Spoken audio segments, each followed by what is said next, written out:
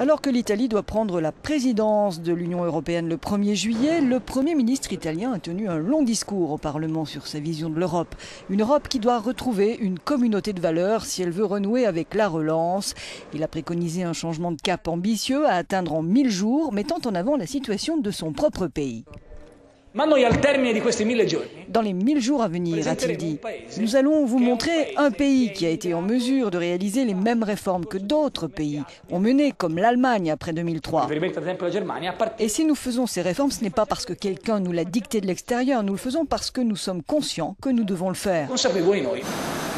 Pour Matteo Renzi, les politiques d'austérité ne peuvent garantir la stabilité financière face au chômage et à la stagnation économique. Il a prôné la relance de la croissance, réclamant plus de souplesse dans l'interprétation des traités européens, tout en assurant que l'Italie n'entendait pas violer les règles du pacte de stabilité. C'est tout de même trop, l'a-t-il insisté. Pour certains, parler de croissance signifie violer le traité. Ceux qui violent vraiment le traité sont ceux qui ne parlent que de stabilité. Si nous ne réduisons pas le nombre des chômeurs, si nous ne retrouvons pas notre capacité à créer de la croissance, nous ne gagnerons aucune stabilité.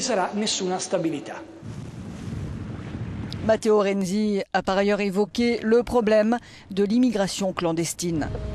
L'un des enjeux majeurs pour Rome, le Premier ministre italien réclame davantage de solidarité européenne pour faire face à ce problème.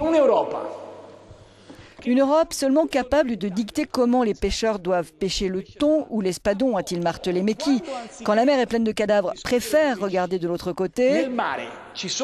Une Europe comme celle-ci ne peut pas se dire une Europe des valeurs humaines.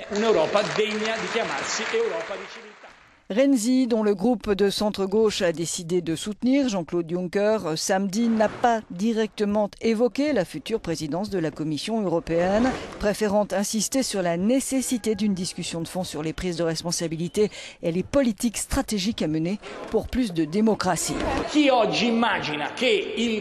Celui qui pense que le déficit démocratique en Europe peut être comblé juste en nommant Juncker ou quelqu'un d'autre à la présidence de la Commission doit vraiment venir de Mars, a-t-il conclu. Pour Matteo Renzi, les réformes entreprises par l'Italie allant d'une nouvelle loi électorale à la réduction des dépenses publiques lui donneront à coup sûr l'assise nécessaire pour mener son programme pour l'Europe. Lui reste à convaincre ses partenaires européens.